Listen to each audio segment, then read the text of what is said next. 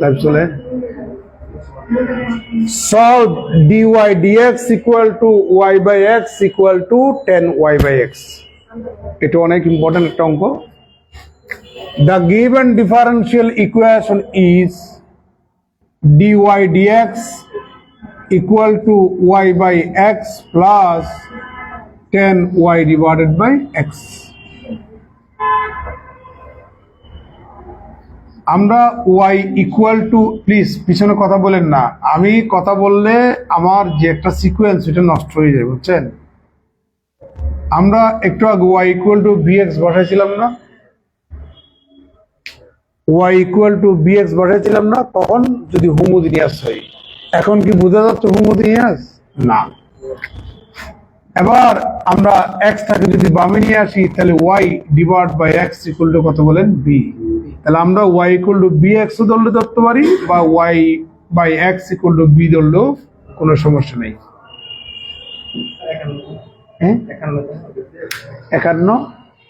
51তম BCS, এটা সম্ভবত উপরে উপরে এরা 51তম বিসিএস পর্যন্ত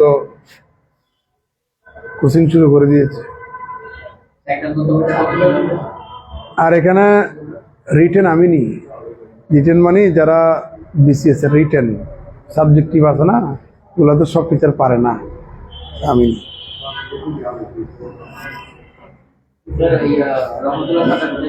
ও তো প্রিলিমিনারি নেই, রহমতুল্লাহ নেজে এখানে প্রিলিমিনারি, ওই যে 33 সেকেন্ডে একটা মিলানো ছোট ছোট অঙ্ক, আমি তো বড় বড়গুলা করাই। রহমতুল্লাহকে এখানে নিয়ে আসছে, আমি পেলেন আবার। রহমতুল্লাহ ছিলেন আমার ছাত্র, আমার কাছে অনার্স টু মাস্টার্স পর্যন্ত করছিল।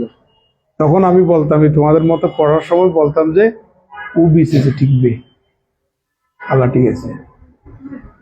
বুঝা যায় স্টুডেন্ট মানে কে সাইন করবে, বুঝা যায়।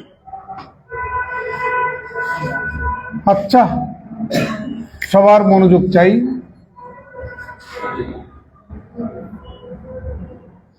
Putting y by x equal to b so that y equal to কত বলেন? bx।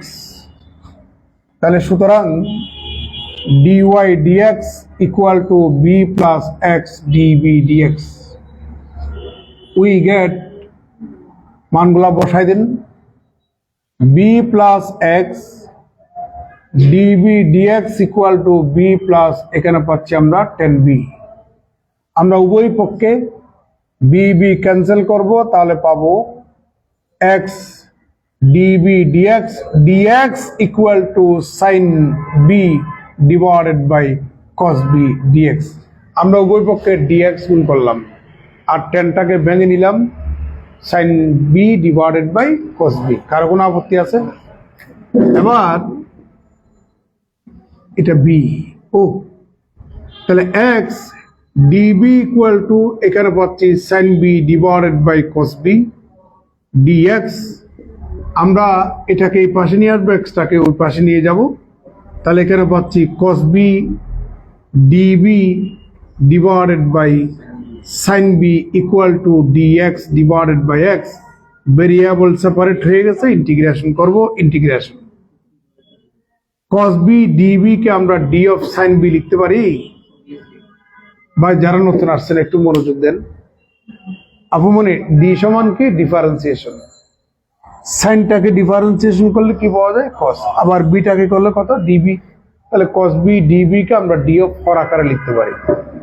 তাহলে এখানে পাচ্ছি আমরা sin b equal to integration dx divided by x।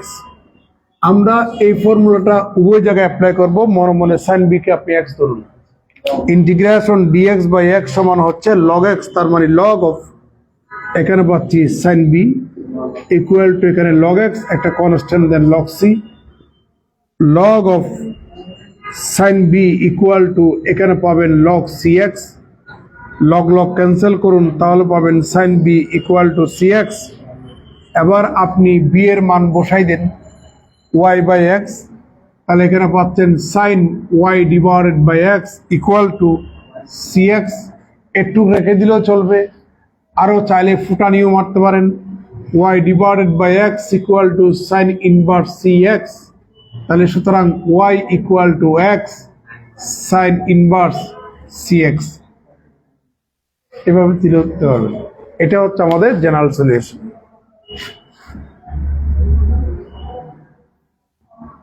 Which is the required general solution? তুলে নেন, কোনো প্রশ্ন থাকলে বলেন।